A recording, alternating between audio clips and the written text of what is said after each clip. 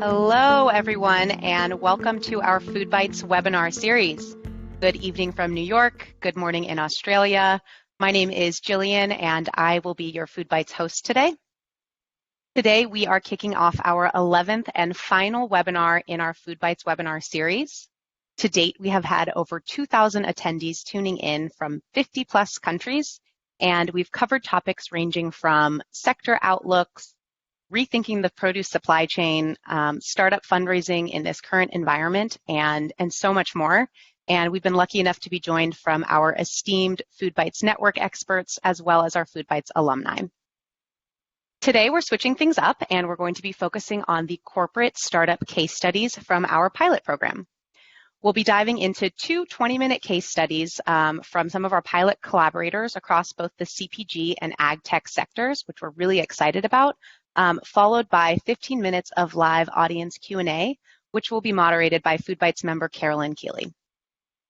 And now I'd like to pass it over to my colleague Sonia Shaker. She is going to give a little bit of a background on the FoodBytes platform and our two programs, Pitch and Pilot.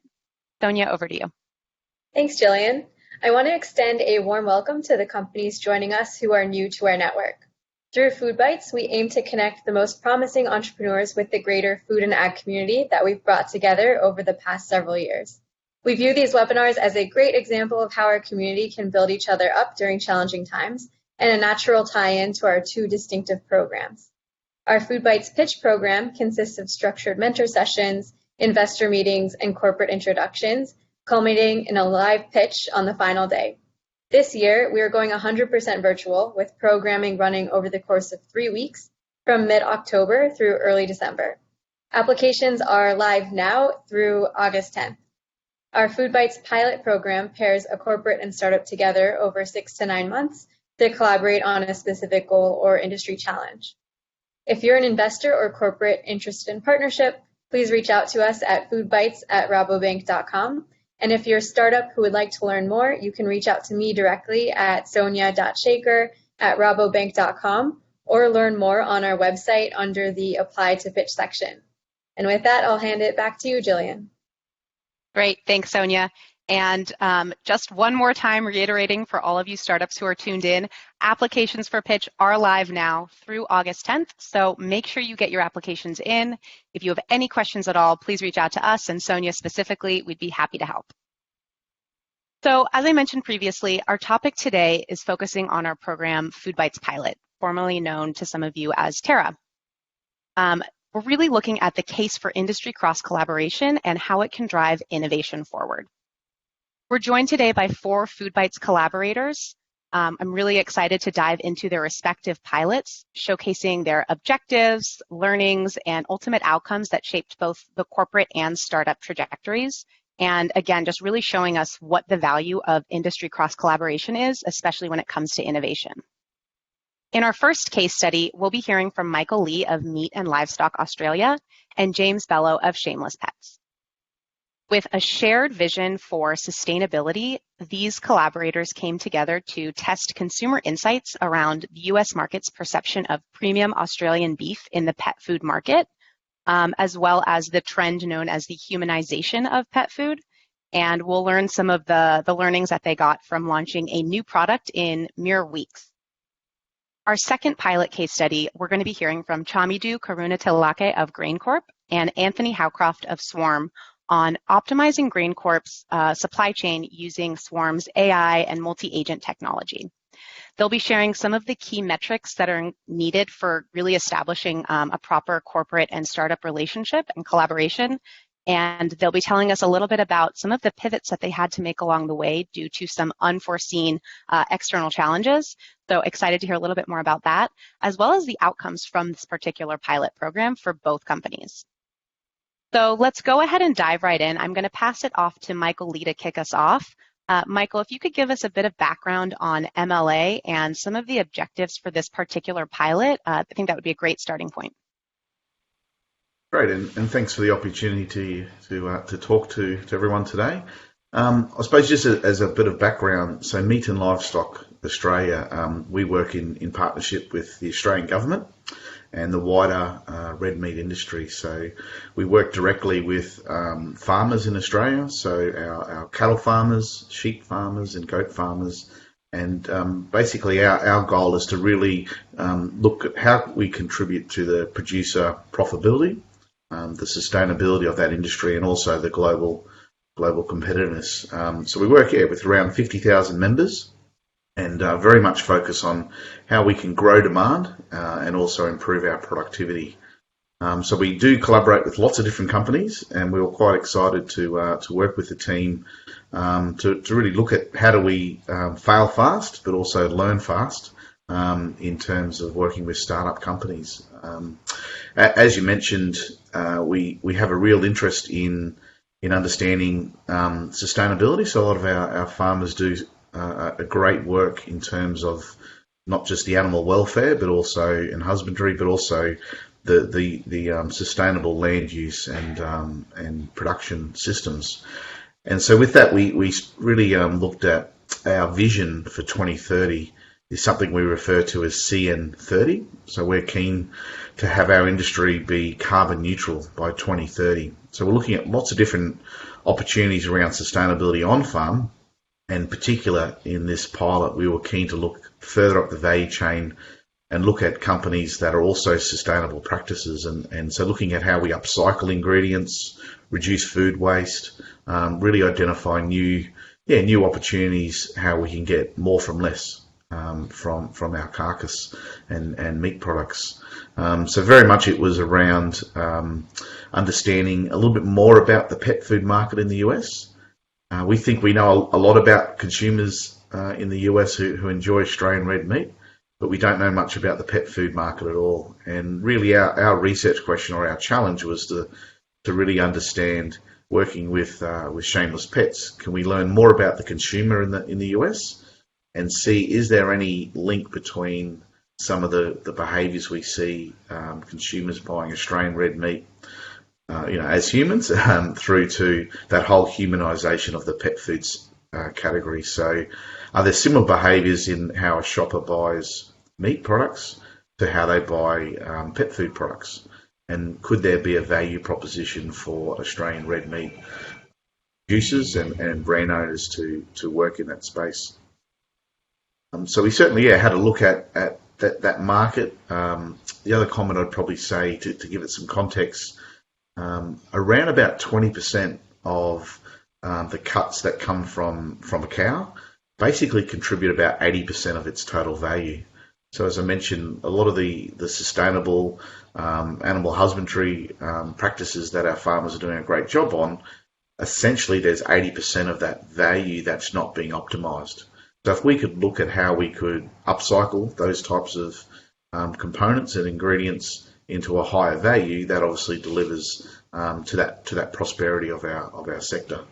So we were very keen to look at that pet food category, look at the shopper insights behind that, and I suppose to as I said, to almost fail fast and understand, how good could this be as a learning exercise. Perfect, thank you. And I'll kick it over to you, James, to give us a little bit of background on Shameless Pets, which, shameless plug, was also part of our FoodBytes pitch competition. You participated in Chicago, so maybe you can give us a little bit of insight on who you guys are and how you came into this pilot program and partnered with MLA. Yeah, absolutely. So my name's James Bello. I founded Shameless Pets back in 2017. And the mission behind Shameless Pets is how can we both tackle food waste and create healthy dog treats and dog food for our companion animals. So we work with farmers as well as food processors, and actually now partnering with retailers to rescue food that would otherwise go to waste or go to compost and turn it into functionally relevant, healthy dog treats. So to Jillian's earlier point, we were lucky enough to be able to take part in the FoodBytes pitch in my hometown in Chicago, and amazing experience being able to kind of share the mission and then be able to connect within the community, and then coming out of that, continue to connect with the community, and then had the opportunity to get paired up with Michael with MLA and take a look at how can we further upcycling, because one of the things up until working with MLA, we focused primarily around upcycling produce. So we were only talking fruits and vegetables, and kind of didn't know, should we carry forward upcycling into meat and proteins. So it was somewhat of a gray area for us, and frankly, our background wasn't in meat. So being able to partner with Michael and gain a ton of expertise from them as it relates to livestock, as well as a better understanding of the meat supply chain, to then, as Jillian said, we actually developed a product and was able to give Michael what I believe what he was looking for, and then we frankly benefited a ton from it in being able to launch actually a new product line. And I'd love to hear from both of you a little bit about what that process looked like. You launched that product so quickly. What was the learnings or the experience? How did you set up the framework for this collaboration? Yeah, from our perspective, I suppose it was having that shared expectation at the start. We were quite impressed with, obviously, where James's business was in a very short time before we met, and so our expectation was to really look at that minimum viable product prototype. And we were really pleasantly surprised at how quickly James and the team were able to turn that concept into a viable product that we were able to put through some channels, some online channels, and also have those really deep conversations with the market in terms of really that question, should we do this rather than can we do this, and getting that deep insight into, is there a value proposition for an Australian red meat call out?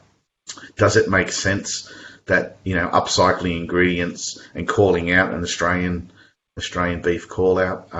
So perhaps I'll let James talk through the product that was developed. But from our perspective, we were quite pleased at the speed, and I suppose from our expectations, it was make a product, it'd be great to sell a product, and really get those rich insights as to what the shopper attitudes are around this concept. Yeah, and to Michael's point there, really. It was literally on our first meeting when we were face to face, and we were talking about how should we best get those consumer insights.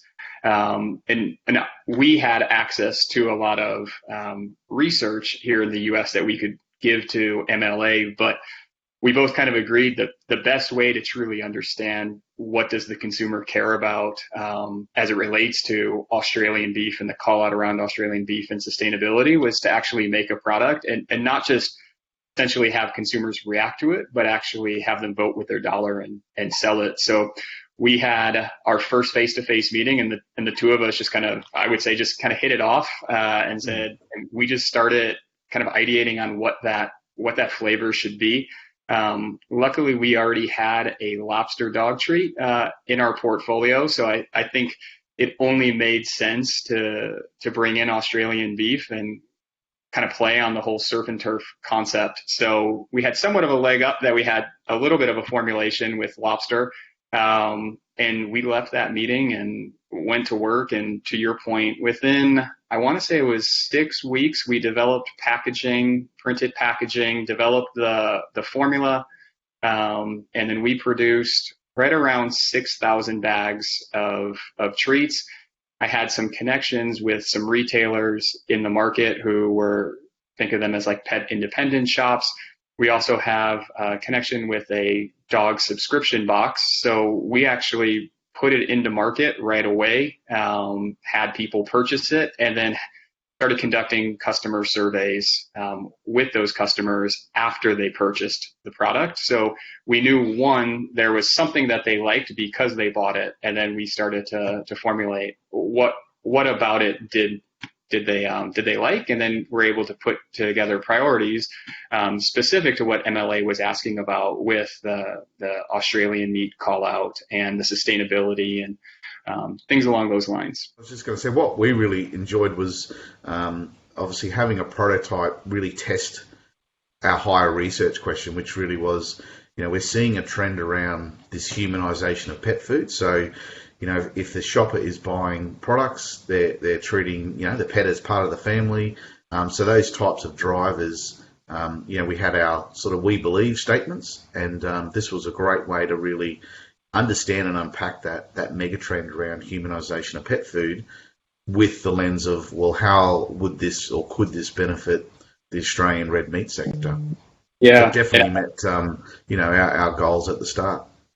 Yeah, I'd say, just to like piggyback on that with Michael, I mean, given that we were able to put it in market and start to ask those questions, we started to uncover not only the fact that, hey, it's a unique pairing and the play on humanization of surf and turf, which came through loud and clear, but what are the health benefits related to beef? And then not just beef, what are the health benefits and sustainability benefits related to Australian beef? So we were able to kind of dive into that question and kind of get where consumers were currently at, and then some of the questions that they were asking to understand how would we better articulate that. And how do we tie some of the health benefits specific to pet that obviously the MLA didn't quite have, given that they were focused more on human, and figure out what are the right cuts of meat that we might be able to utilize to get to those different health callouts, to only make the final product better and stickier within market with the pet consumer. So to give you an example, we often look at protein, iron, and zinc, and how that helps humans in terms of their brain memory, their muscle development. And so when you overlay that with a dog, what does that mean to joint health? What does that mean to a happy, energetic dog? And so those types of things, when you step back, it becomes obvious. But for us, it really opened our eyes into how we position some of the benefits of red meat and some of the Australian, grass-fed beef call-outs and sustainable call-outs to a shopper, for their pet. Yeah, so it's quite an interesting insight.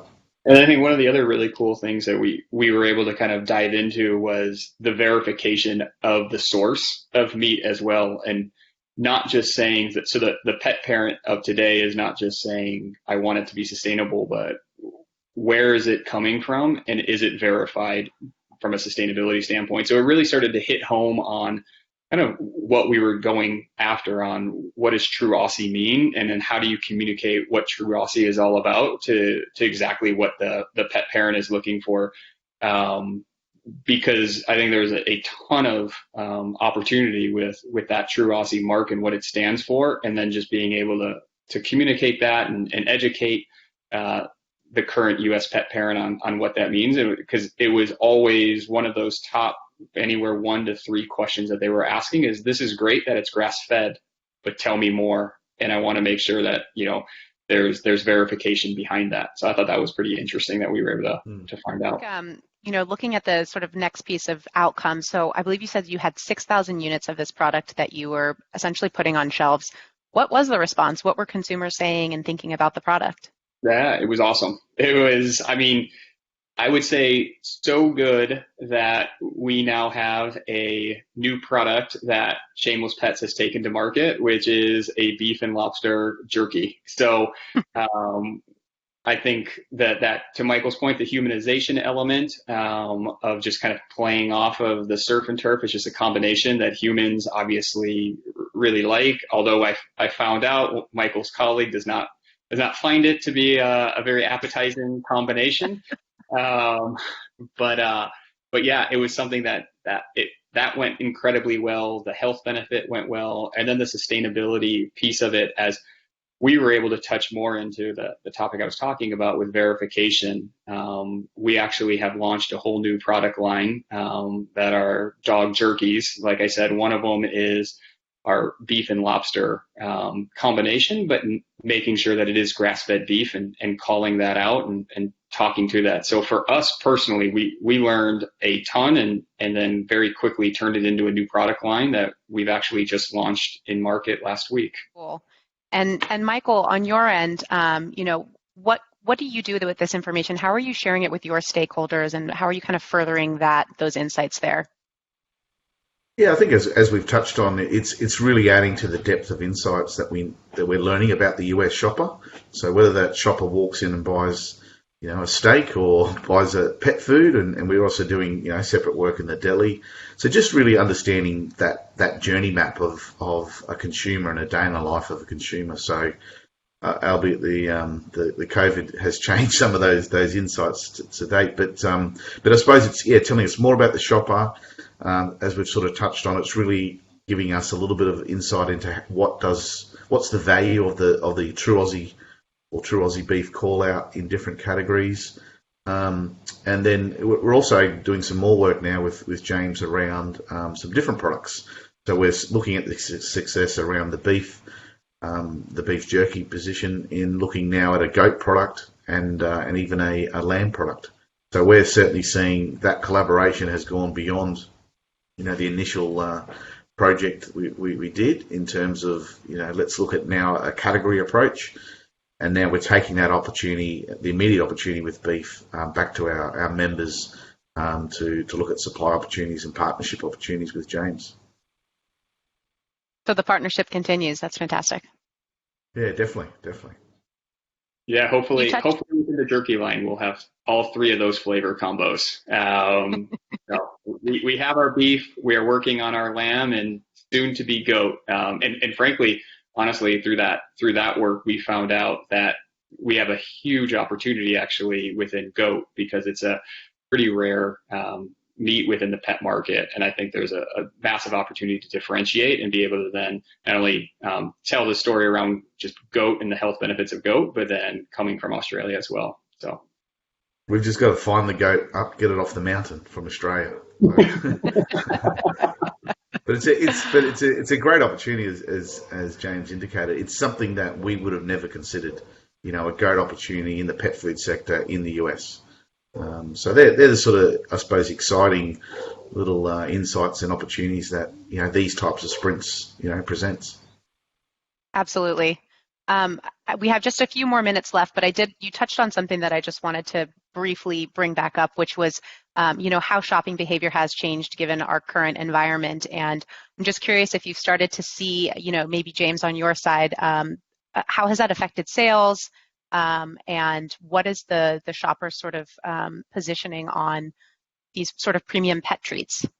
Yeah, absolutely. We're not very dissimilar, the pet market, to human CPG. We saw the massive kind of rush to stores and the surge that took place. But what we've, again, not dissimilar to human CPG, but just at a greater extent, have seen the penetration online, where certain reports are starting to show over 45% of sales within pet are moving to online and have stayed online. So it's starting to kind of have us start to think through what a go-to-market channel strategy should really look like, and frankly for us, help us tell the story around sustainability and what are those key points that really matter that we can actually now go tell because we're online versus sitting on a retail shelf. So we've been testing a ton within that, actually took a ton of learnings from this project and did a lot of A/B testing, both from a kind of social acquisition as well as listings on Amazon and things along those lines. Yeah. Michael, any last sort of thoughts from your end on that, or what you're seeing with consumer insights? Yeah, look, certainly we're seeing obviously a significant reduction in the food service channel. But it's interesting when people are buying more product and that awareness of food waste. We're starting to see, particularly in the domestic Australian market, but other markets, that awareness of food waste, I think, is starting to really rise up. And so again, it aligns back to some of the business strategies and business models that James and the team are looking at. So how can we upcycle those ingredients? How do we be more diligent, as in the sustainability trend? And so, again, from us, it's seeing the change in channels, but also it's reaffirming some of those megatrends around sustainability and repurposing food waste. All right. Well, I think we'll pause for there. I'm sure we're going to dig into some of the details in our audience Q&A, but thank you both. That was really, really fascinating and great to hear. So I'm going to go ahead and switch gears now. Let's hear from Chamidu and Anthony and give us a little bit of a background on GrainCorp and your innovation objectives for this pilot with Swarm. Thanks, Gillian. Good morning, everyone, and of course, good afternoon as well. So my name is Chamidu Karunathilake, and I look after the innovations portfolio for GrainCorp. So for the people who don't know about GrainCorp, we are one of the largest agriculture companies in Australia with quite a significant operations in North America and Europe. And regarding this particular project, if I give a bit of a background, as a large grain handler, part of our business is to accumulate, store, trade, and also transport large volume of grain. And when we are doing this, there are a number of opportunities for us to improve this operation, and we are always looking at new innovative solutions and improvements that we can do to help us to do that. And in order to do that, we are corporate partners of TERRA, and through this relationship, TERRA introduced swarm engineering to us. And if I get into the details behind this project, we do run large number of technology systems and operational systems in our supply chain.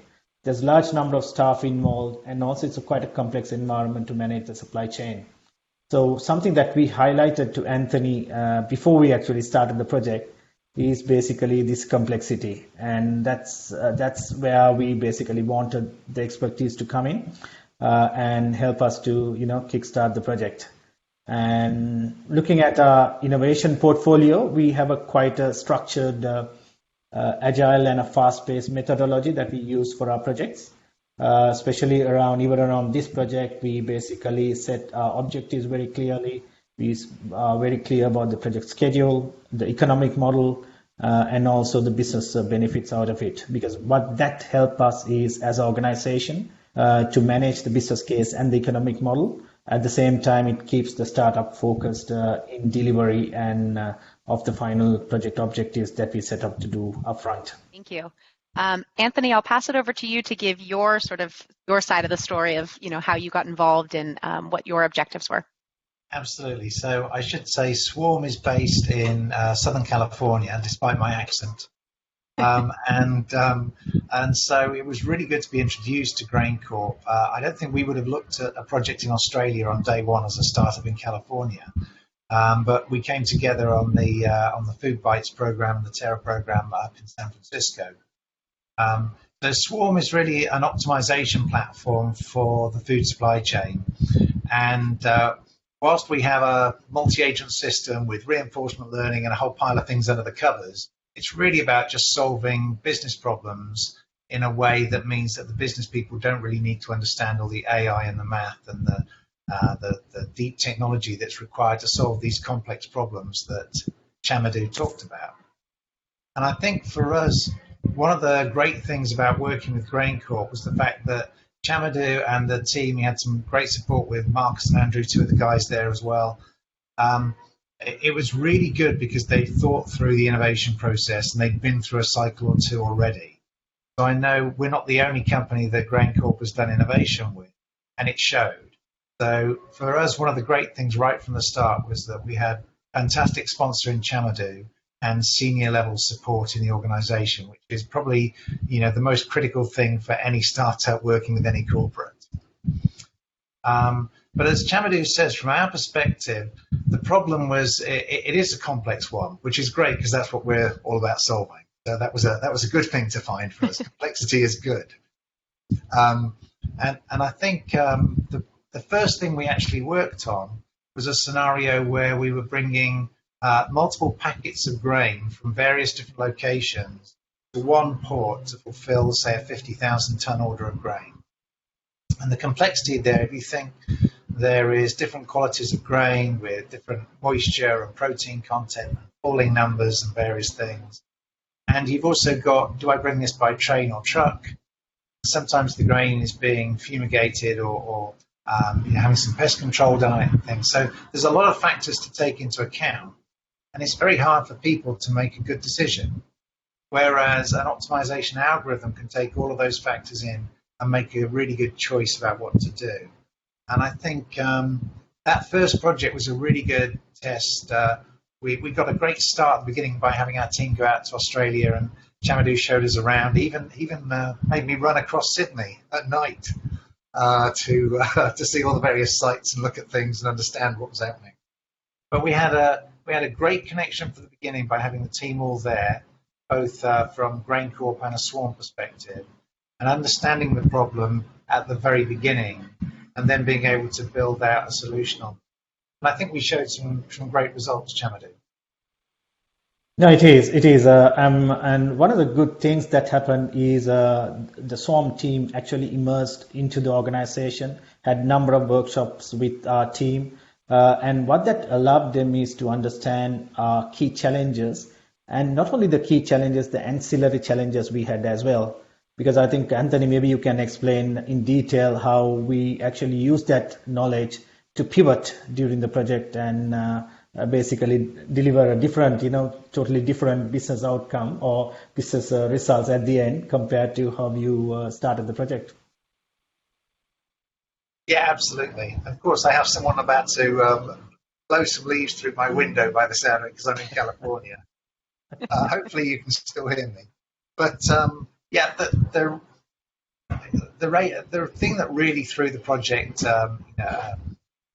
wrench in the works, as we say, is the fact that we'd started off, we'd showed some really good, cost savings, some great things.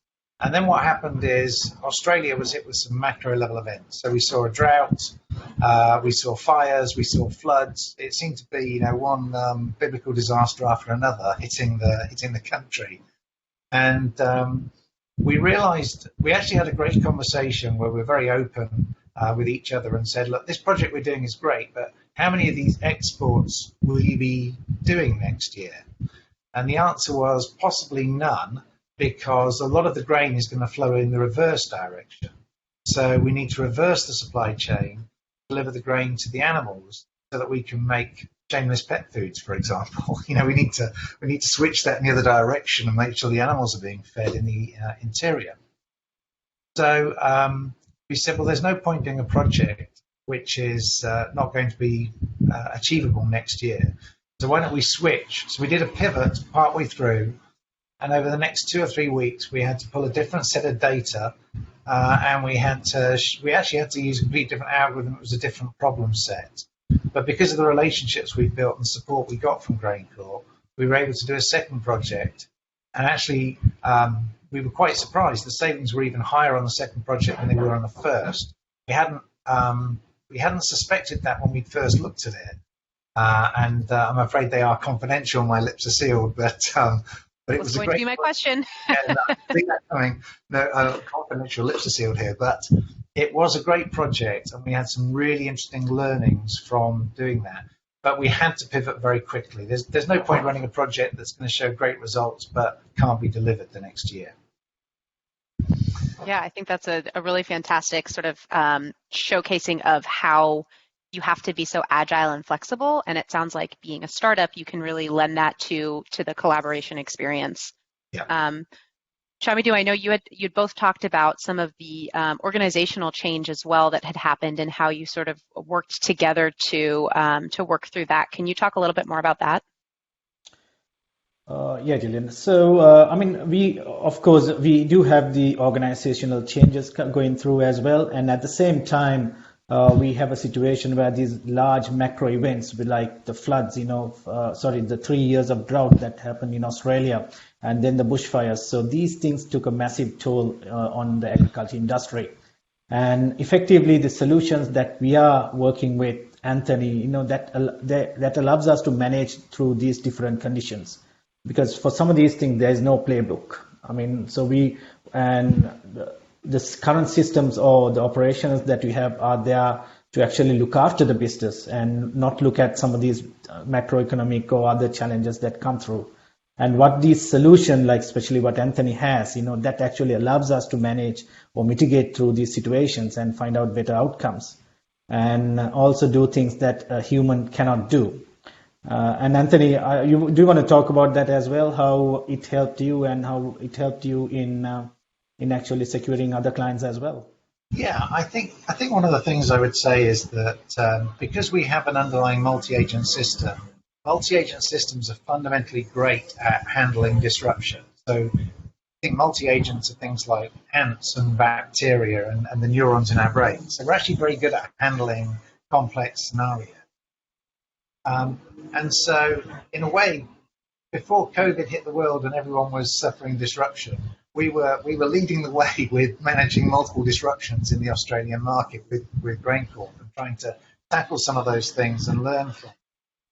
So actually, as Chamidu said, one of the things that second project, the approach we took for that, we've actually ended up rolling that into 2 different clients in America and having fantastic results. We've seen 20 to 30% cost savings for both of those customers here.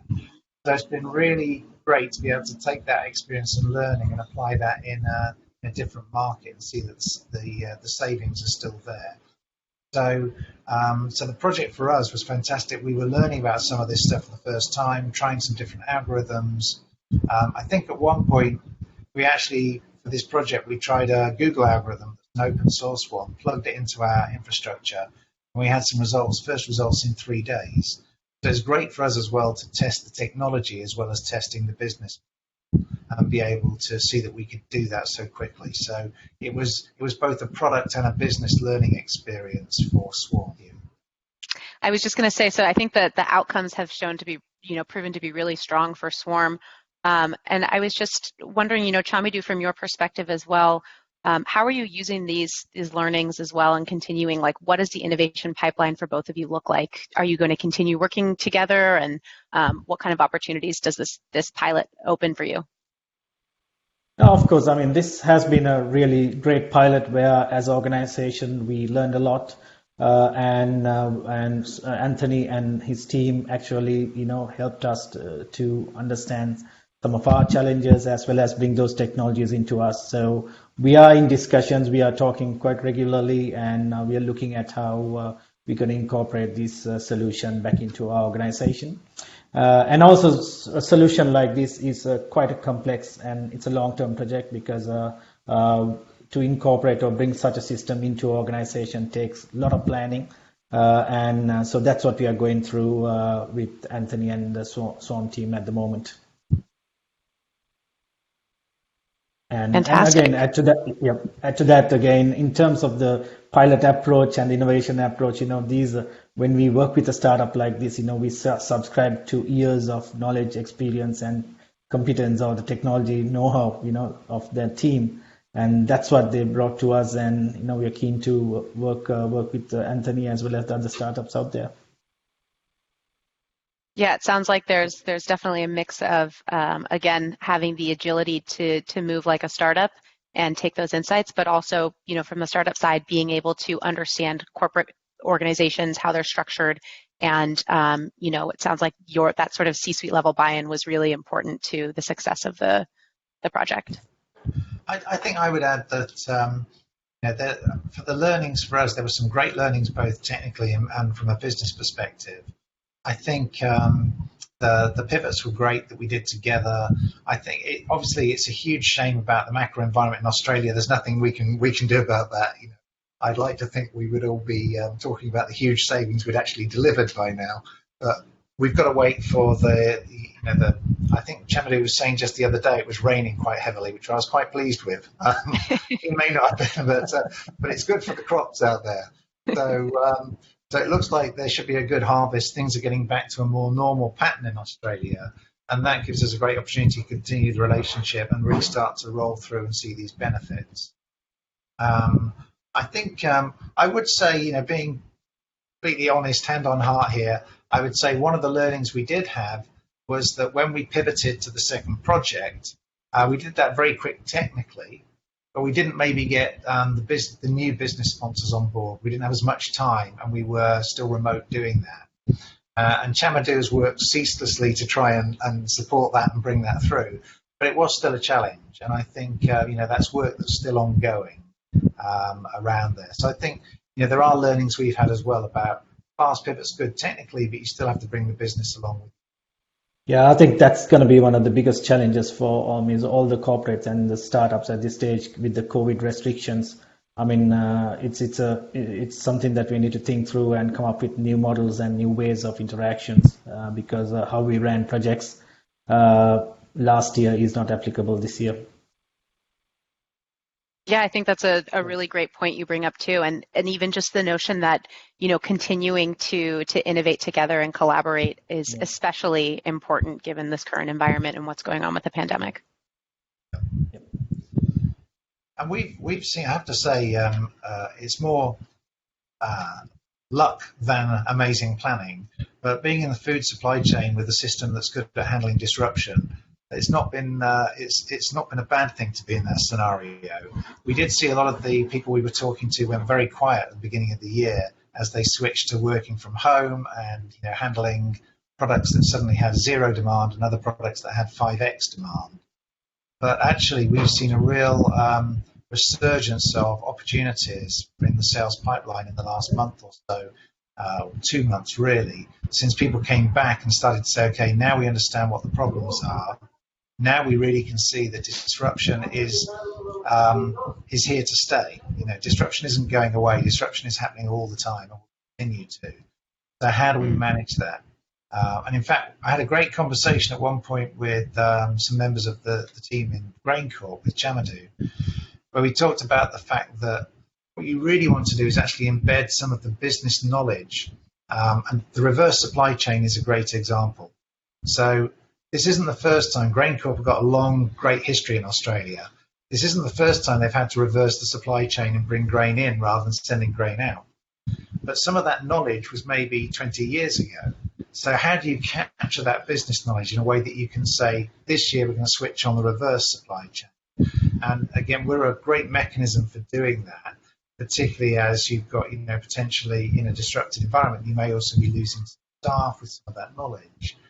So I think there's some great lessons in disruption about how do you also manage the knowledge within your business, that you can do the less frequently done things and know that it's going to work, particularly with staff changes around that as well.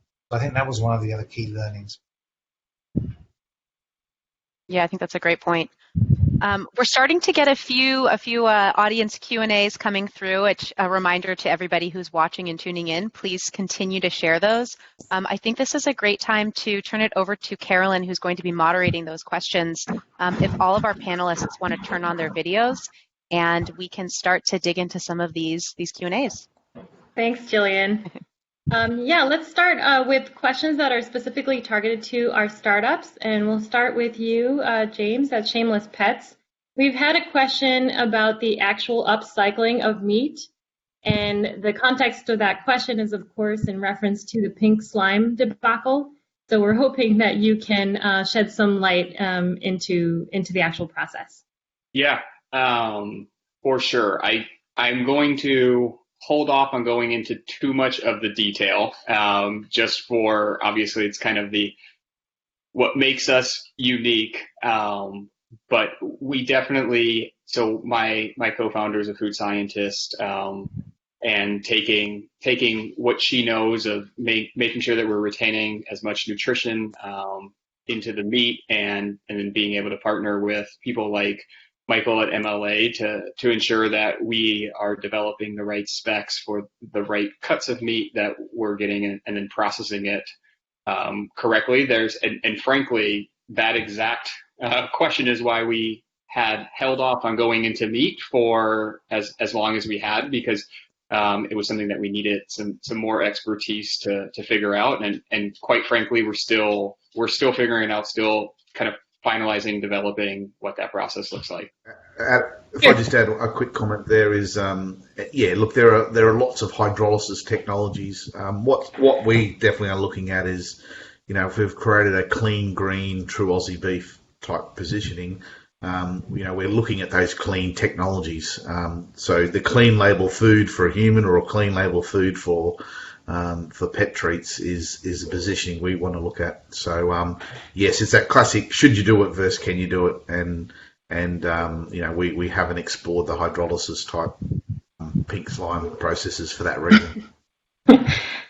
I think you've helped a lot of audience members understand that this is actually a clean process, and you've created a superior product through this pilot, so that's great.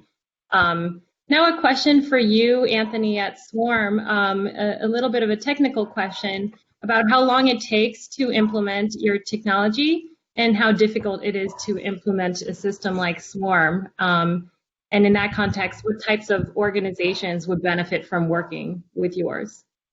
Sure. So we are a software as a service, so it's pretty fast to do an implementation because it's all set up in Azure, in the cloud, so we can very quickly take in data and run the optimizations. I have to say, when we first did the GrainCorp project, we were still building the product, and so it took us a little bit longer to do that. But right now, we're taking projects and running through them in about 4 to 5 weeks for a pilot. So it's very quick to do it. It takes us, even on the GrainCorp example, where we still haven't built all of the sort of modeling tools which we now have in place, we were still able to plug in that Google open source algorithm within 2 or 3 days and get the first results. So in terms of the type of organizations, we've been really targeting people in the food supply chain with perishable goods who have a logistics spend of, say, 5 million or more in a year. And we're seeing, with a 10-20% saving on that, there's a great ROI benefit. So anyone who's doing load planning or inbound logistics in their space, those are the ones we're really focusing in on. And I should say, because we're a generic optimization platform, there's a lot of things we can do, but as a small startup, we want to focus in on specific things. So we've really done load planning, inbound logistics, blending, and some shipping container management. Those are the key areas where we've had really successful projects, and we're continuing to focus in on those. Great, very insightful. So now comes a question for you, Chamidu, about GrainCorp. As you think about the increased pressure on the supply chain that you have experienced in different ways, along with natural disasters, how did your partnerships help inform your future decisions? So even beyond incorporating Swarm into your own systems. Yeah, Carolyn. So this is a really good example of how we basically use external, especially startups, to get their know-how, to get their technology, and also get their expertise infused into the company. Because what this allows is a rapid transfer of knowledge. And for example, if you look at Anthony's team, all those years of PhDs and, very extremely competent team. And within weeks, the GrainCorp and our team have access to them and able to bring those technology in, talk about that, share that knowledge, and that's an amazing experience for a corporate. And that's one of the key objectives of our innovation portfolio as well, which allows the rapid transfer of knowledge. And then once we have this knowledge in place, we work together to build the tool and the tool set. So our experience has been really good. It has been very, we learned a lot. So has Anthony's team, and we're keen to continue that relationship. That's a great segue into our next question, which really pertains to the keys for success that you see to implement such a pilot. So a few of you touched upon a number of different points, such as top management buy-in, for example. So I think this should be a question that we can start with you, Michael, at MLA. What do you see as a key component to succeed in this pilot, in this collaboration between startups and corporates? Yeah, I think certainly, like any relationship, just having that expectation at the start as to what a win could look like. So I think that's important. The other one, I think, just the permission to to experiment and fail. So we were really, I suppose, pleased at the outcome, but also, the expectation from us was again around using a new product to test our insights. So that was, I suppose, again, that expectation. The other bit that I think if I sort of almost build on the earlier comment, I think it's the ability to be quite agile, and I think quite often as a corporate, there's a different governance, there's a different speed to trial things. And so I think the beauty of working, the corporate startup relationship is once that expectation's agreed to, just the agility and the speed that the startup works to is great. And then the challenge on us as a corporate is to provide some of the resources and intel so they don't have to reinvent the wheel, but also sometimes get out of the way and let them innovate. That's a great point. I think the beauty and the agility of startups is why we're attracted to them in the first place, to generate innovation, and that agility has enabled companies like yours, Anthony, to pivot quickly in situations. So on the startup side, I'm wondering what your thoughts are on what you think it takes to succeed in this sort of collaboration. Maybe we can start with you, James. Yeah, I'd kind of echo what Michael was talking about. What I saw that was phenomenal is that we had a lot of upfront meetings. We talked about what those key milestones look like throughout the project, and then ultimately what we wanted to finish with. And then it was pretty hands off for Michael to let me go and do it. There weren't a lot of formalities around check-ins and things along those lines. He kind of, I think, just gave us the trust that we were going to go hit those milestones and be able to turn around the end project. So that was, I personally, I think that allowed us then the freedom to go do. So that was a huge learning and something I think that just allowed us to move incredibly fast. And what about you, Anthony? Anything to add from the startup perspective? Yeah, I would. I think one of the things is access to the right people is critical. So access to the people who understand the data, understand the business processes. But there's another aspect, something that the corporates can do that's incredibly powerful for a startup, and that's to talk publicly about the success. And I think, I know Chamidu has taken calls from potential customers, from potential investors in the company, and also we've had some great PR from some of the events, such as this one we're doing now. I think for a startup, when you're looking to get more customers on board, you don't have a huge marketing budget. I think that's one of the great things that a corporate can do, and maybe the corporates don't always recognize the value that can bring to a startup. But I think some of the PR and taking some reference has been incredibly valuable for us, and I'm sure James and people would agree with that type of approach. I think PR is the lifeblood of a startup where you can't afford to pay the marketing yourself. An awesome point. Yes.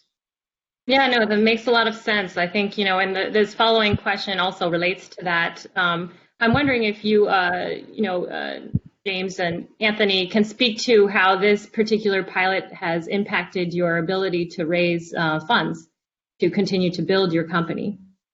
Does it help you fundraise, in what way? I think we'd be curious to know if you can share any details on that. Well, I can start. Luckily, I guess I'm in a fortunate position that I haven't had to fundraise since the project. But what I can tell you is being able to leverage our relationship with MLA has allowed us a lot of credibility, to Anthony's point. So as we were developing the jerky line, being able to talk to this project removed a lot of those initial hesitations from our new co-manufacturer, and I think kind of garnered a lot of trust with us right off of the bat. And similarly, as I talk about this this project with our current investors as well as other retailers, it lends credibility to who we are and what we stand for by being able to partner and interact with a group like MLA. Yeah, and from my perspective, we've had, following on from the project with GrainCorp, we actually secured a significant investment for us from Seed to Growth Ventures in Chicago, or S2G as they're known. And I have to say that's been an absolutely fantastic partnership for us. They're hugely connected in the ag tech space. They've been, two of my current customers are direct portfolio investments from them. It's just been a great connection, and I think we probably wouldn't have been able to secure that investment without the support of GrainCorp and the results from that project. And that has been critical to the success of the company and continues as we move forward as well. That's wonderful to hear. I think this next question really addresses a topic that's on everybody's mind, whether you're a startup or a corporation, and that is, in the context of COVID, cutting costs is salient for everyone, and yet the need for innovation is more important than ever. So my question to you is, in this context, how has a project like FoodBytes Pilot helped you save in generating innovation? And how has it impacted how you see innovation going forward? So maybe we can start with you, Chamidu. Yep. So absolutely. I mean, these kind of like disruptions and changes to normal business practices actually creates a really good opportunity for innovation. And especially for an organization like us, when we are basically unable to travel, unable to meet some of the normal methods how we source technology and startups, it is a challenge, and that's why we depend on relationships like FoodBytes and other relationships we have to actually source those startups for us. So again, challenging times, but again, I'm glad we got these relationships, which keeps us bringing these new startups and also allowing us to keep improving ourselves. Otherwise, if not for them, we would have struggled, especially being in Australia. That's a really great point. How about you, Michael? Yeah, it's certainly Australia's a long way away. So when the travel restrictions are on, it does make things difficult. But again, I think this matchmaking service, this ability to sort of really understand this is our strategy, getting an understanding of what the drivers and innovation capabilities are for different startups is a skill in itself. So I think getting assistance in that type of relationship and service is crucial. The work we do with Rabobank. So whilst it may need to look at cost-cutting initiatives, we do need to continue to have a pipeline, of innovation investments. So we're in a fortunate position that we invest around $270 million a year in research and marketing. So we're continuing to invest, but the modes and how we do that does change. But here we found we're innovating and collaborating with an American startup from Australia, and it's progressing well. Excellent.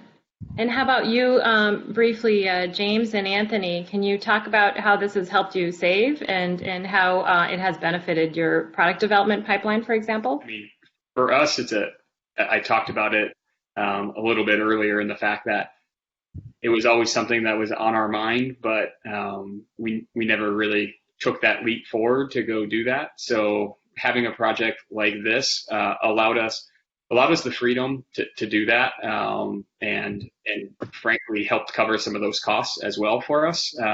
So that allowed us to go do that, and then ultimately, as I said, we learned a ton. We optimized off of it, and then developed a product line that we feel incredibly confident on, and now launched it in market. I think for me, I would say that one of the key things we've discovered in this sort of post-COVID world is that relationships are key.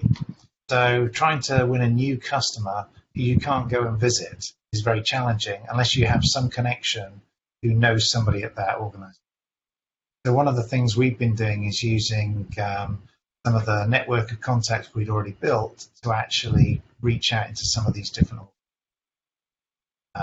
So that's the first thing. The second thing we've seen that's been different is early on we were charging for proof of concepts. So Chamidu probably shouldn't listen to this bit. So we were charging for proof of concepts. It was a paid project clearly we did with GrainCorp. But as the COVID hit, we realized it was so hard to get things achieved in a lot of organizations. And also because of the work we've done with GrainCorp, we've been able to accelerate the product development. So we made a choice very early on to switch and do POCs at no charge because we can do them in a few. And we found that really made the early decisions far less, more frictionless, I guess. So you could go in and have a decision very quickly. So I guess the work from what we've done with Chamidu has allowed us to get the product to the point where we can rapidly do these projects. And the COVID state has made us make a choice to make the sales less challenging by saying, let's just do it. Yeah, well, thank you for that. It looks like we're about at time, unfortunately. I think we could have all listened to you for a little while longer, but thank you to all our panelists. And thank you to all who tuned in today to learn more about successful pilots that we run here through FoodBytes by Rabobank. And I'd like to invite anybody interested to reach out to us for more information. We are reachable at an email address that'll be posted along with the presentation and the recap early next week. We've brokered more than 60 of these collaborations to date, so we look forward to hearing from you. Thank you.